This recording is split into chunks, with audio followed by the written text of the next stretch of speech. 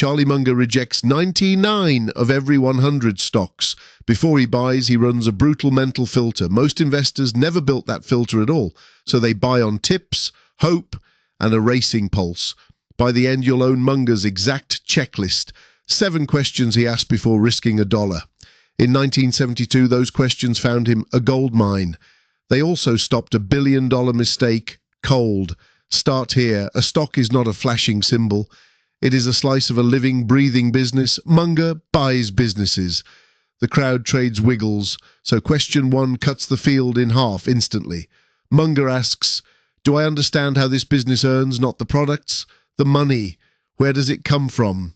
If you can't explain it to a child, you skip it. Munger calls this the circle of competence. Inside the ring, you see clearly. Outside, you're blind. Buffett skipped most tech for exactly this reason. Not because it was bad, because he couldn't judge it. Knowing the edge of your ring is rare wisdom. In 1972, Munger eyed a small candy maker. Sees candies. He understood it in a single afternoon. People buy boxes of chocolate, hand over cash, smile. That simplicity passed question 1 with ease. Now question 2. The one that built Munger's fortune. Is there a moat? A durable edge competitors can't cross. Anyone can melt sugar and pour it into a mold. Almost nobody can make it mean love to a family. See's was a gold-boxed Christmas ritual in millions of homes. That loyalty let See's raise its price almost 10% yearly. Nobody flinched. They wanted the same red box as always. A moat means the cash keeps flowing and grows. No moat and rivals bleed your profits to zero. Munger saw See's moat as wide and deep. Question 2 passed, but 3 is where most lie. Is the management honest and also genuinely able? Munger wants both. Honest fools still sink ships. Able crooks rob you with a charming smile. Buffett reads 10 years of shareholder letters first. Do they admit mistakes or only brag in good years? Do they spend cash like it's their own money? See's managers were frugal, loyal and proud.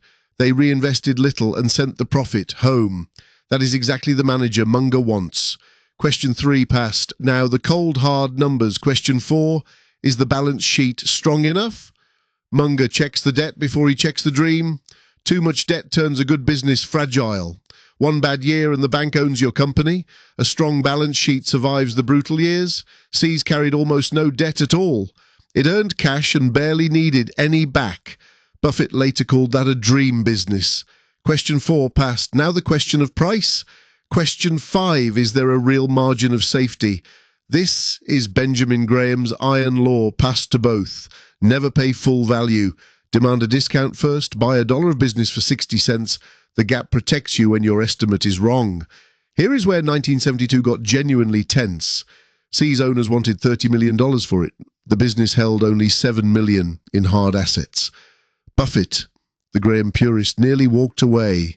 Too expensive, he said, no margin against the assets. But Munger pushed back hard and it changed everything. A wonderful business is worth a fair price, he argued. The brand, he said, is the asset you can't see. The margin of safety lived in See's pricing power, not in the factory walls, in the loyal customers. They settled near $25 million. Question 5 passed, but in a deeper, smarter way. That single insight reshaped how Buffett invests, from cheap junk to wonderful businesses fairly priced. Munger upgraded the master with one stubborn argument. Now question 6. The one Munger loves most. Invert. Always invert.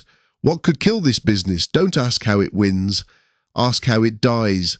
Munger imagines the obituary before he buys. Could a rival brand steal See's customers away? Could sugar prices or shipping costs gut the profit? Could the founder's magic walk out the door? He lists every way it could quietly bleed out. Then he asks if each wound is likely or rare. For See's, the deadly risks were small and slow. People don't abandon a 100-year-old tradition fast. Inverting turned Munger's leap of faith into a calm bet. Question 6 passed, now the final humbling one. Question 7.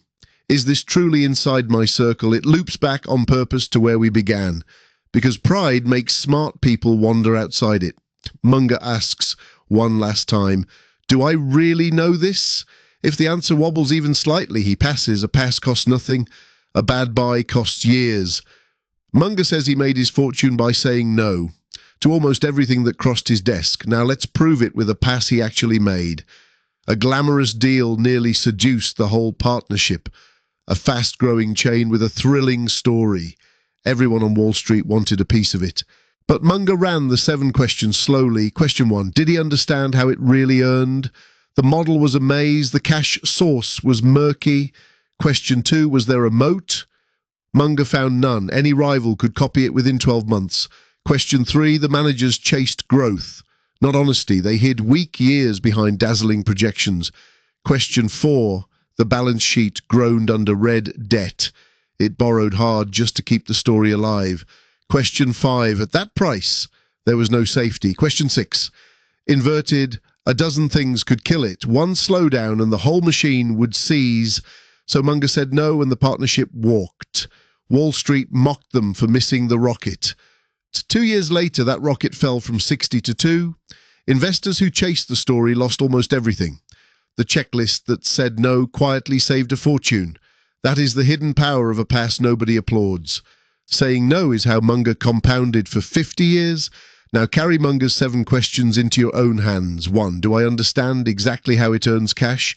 2, is there a moat that protects those earnings? 3, like Buffett, are the managers honest and able? 4, is the balance sheet strong with low debt? 5, the Graham rule, am I paying below value? 6, inverted, what could realistically kill it? 7, is this honestly inside my circle? Write these 7 on a red card on your desk. Run every single idea through all 7 in order. If even one fails, you do not buy. Period. Most ideas will fail. That is the entire point.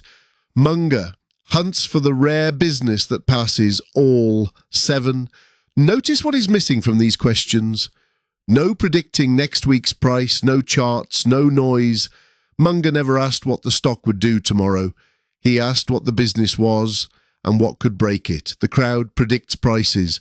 You will judge businesses. That difference is why Munger died a billionaire. Seas became one of Buffett's greatest buys ever.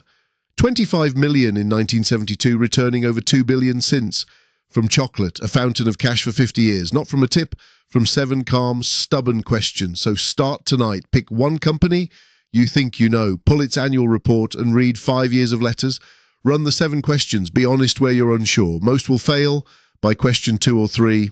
Good. That failure is the filter doing its quiet work. Do this like Munger 100 times and you'll see. You'll spot the rare moat the crowd walks right past. And you'll calmly pass on the rocket about to fall. Remember the order. Understand moat, managers, balance sheet, then margin of safety, then invert, then your circle. Master that sequence and bad buys stop finding you. Munger built billions by saying no, then waiting. He rejected 99 stocks to find the one worth owning, and that one, like Seas, paid him for a lifetime.